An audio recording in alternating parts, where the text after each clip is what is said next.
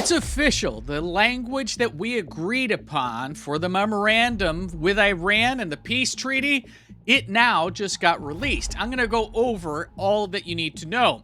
But first, Donald Trump was asked as he was departing the G7 summit in France if he's going to attend this Friday signing in Geneva.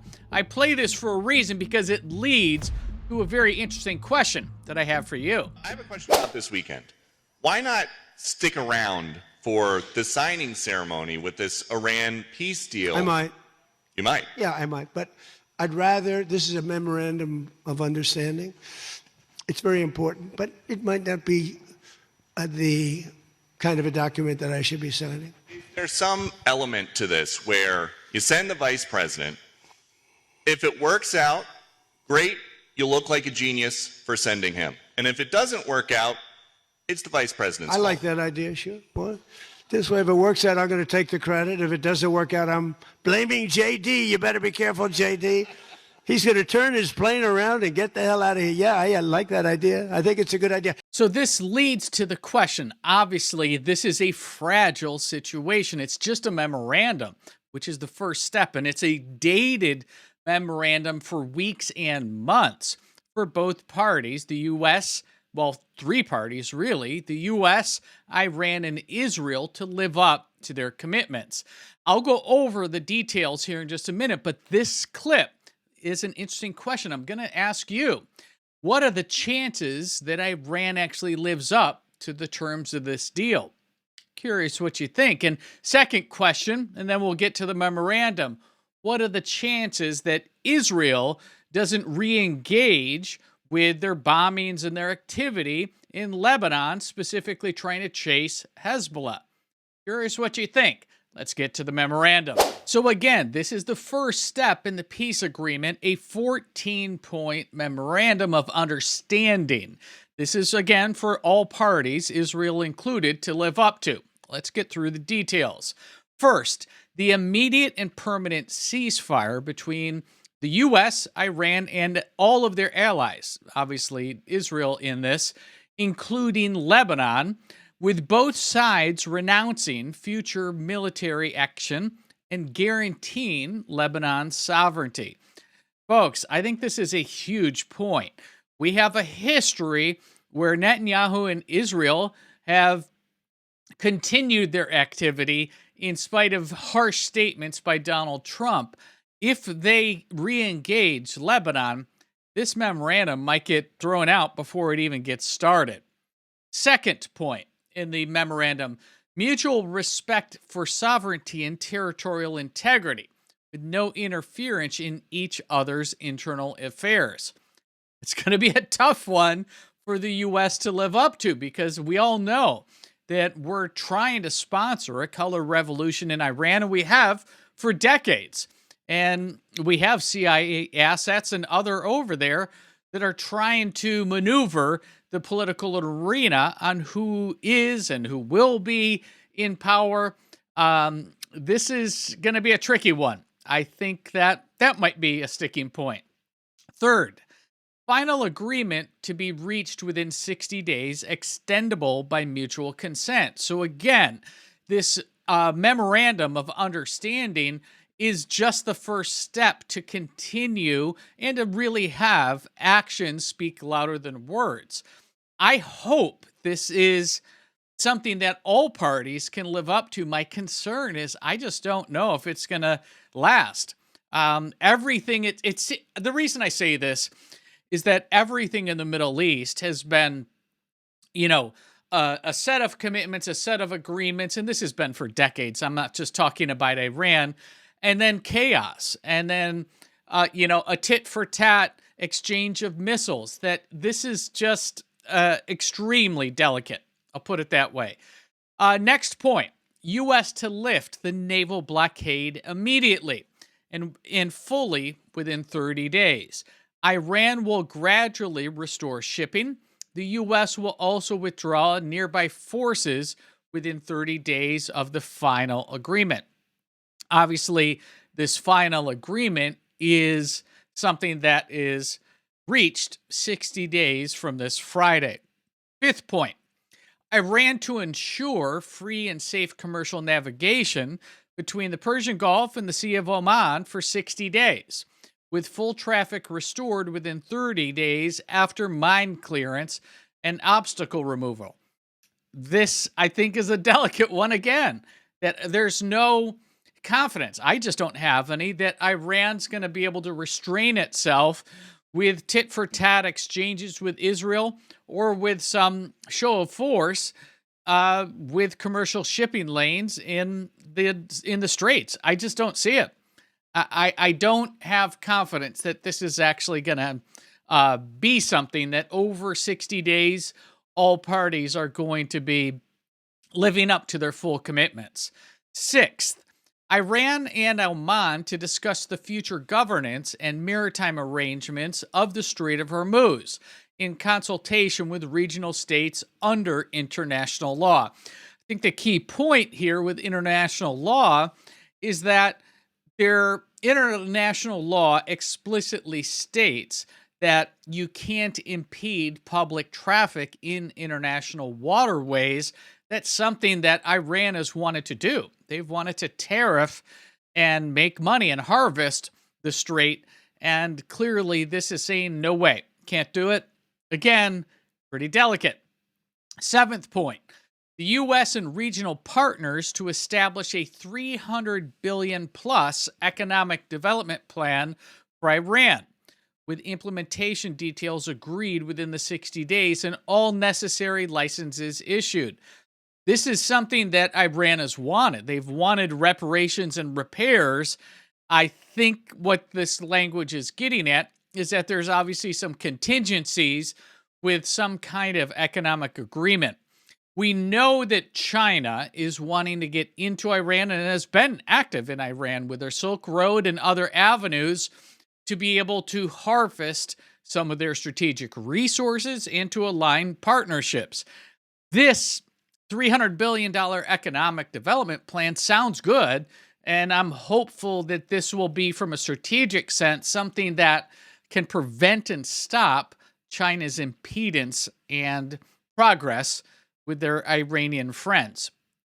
Eighth, all sanctions on Israel to be lifted under an agreed-upon timetable, including the UN, the IAEA, primary and secondary U.S. sanctions, with sanctions relief a primary topic in negotiations.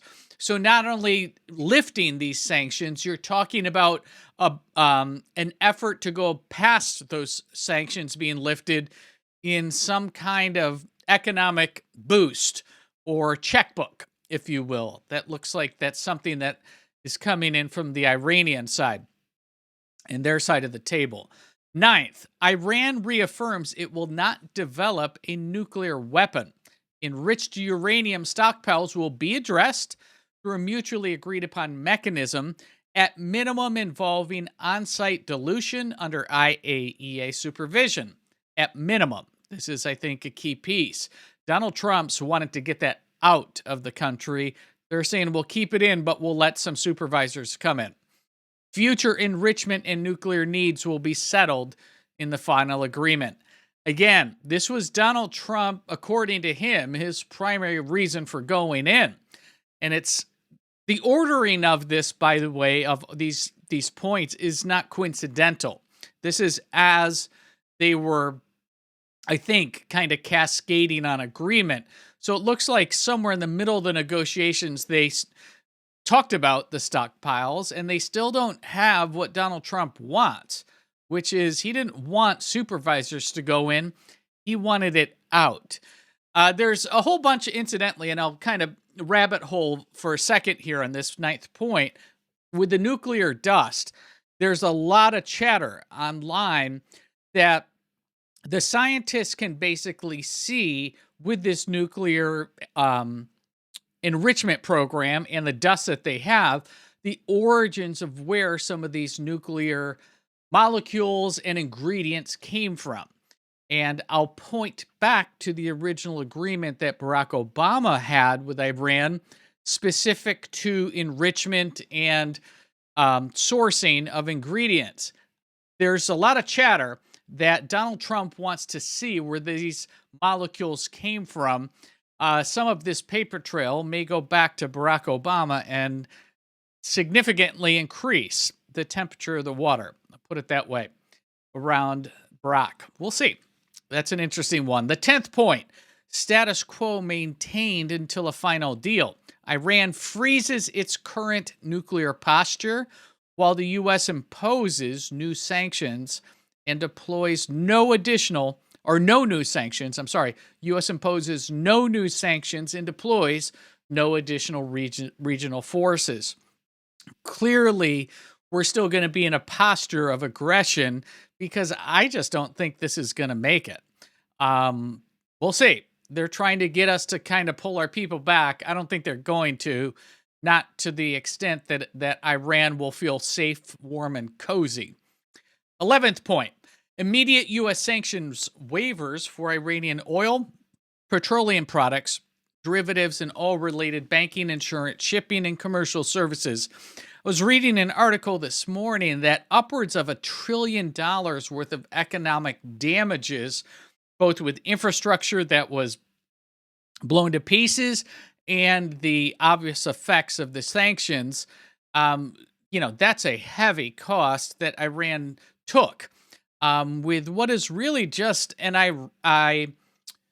which is really just an oil play. They don't really have any other predominant exports of note. 70, 80, 90% of their total export net worth is obviously petroleum products and oil. And Donald Trump put a pretty big kibosh on that. We'll see if these sanctions and the waivers specifically for insurance and other come into play. 12th point, frozen Iranian assets to become accessible under agreed procedures with full use authorized by Iran's central bank and supported by all required U.S. licenses. This is what Iran was wanting from the start. America took upwards of $100 billion and froze some assets within the SWIFT banking arrangements and the banks that the Republic of Iran uses.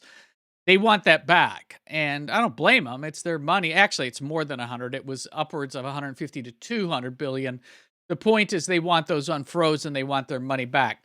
This is where the left-leaning media in the U.S. is not going to tell you the full story, because these frozen assets, it's Iranian money. We just got our hands on it. And what the left, CNN, MSNBC, all of them are going to say is that Donald Trump's paying them with American dollars. That isn't the case. This is clearly frozen assets that were Iranian ownership to begin with. We just took it.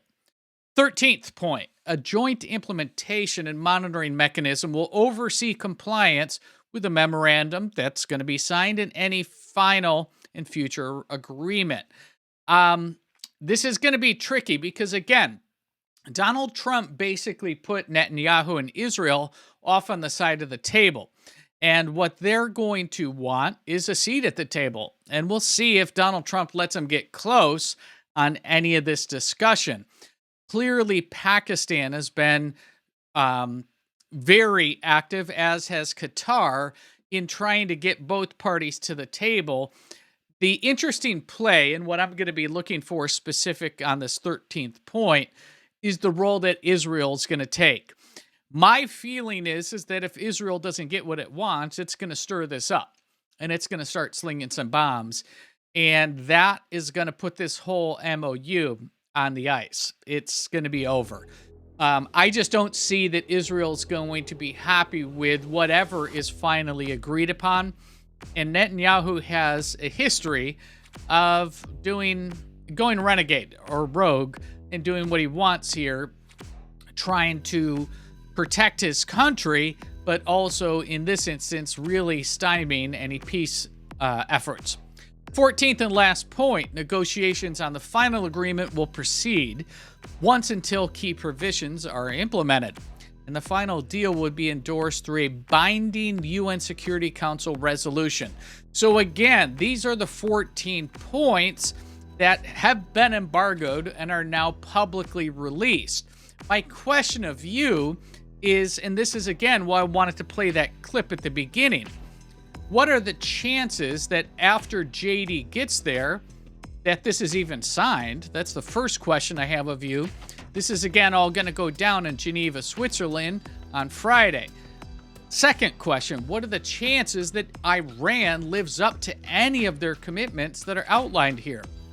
Again, they don't have a history of enjoying being told what to do. Is this different this time with Trump? We'll see. Curious what your thoughts are. Last question, get active in the comments, and I will be replying to some of these. So again, let us know your thoughts. Will Israel and Netanyahu ultimately live up to this key piece of the puzzle, with Lebanon included, and guaranteeing Lebanon's sovereignty? I think we can agree that Netanyahu will be on his best behavior, not sure if it's going to be 100%, with not going over the border of Iran proper. The bigger question is, will they be able to live up to the commitments here, and will Donald Trump be able to control them? Curious what your thoughts are. If you've yet to subscribe to the Chris Locke Show, please do so. We'd love to have you along for the ride. We'll see you in the very next video. Be sure to like and subscribe to the Chris Locke Show for the latest America First news, conservative commentary, and the stories that mainstream media refuses to cover.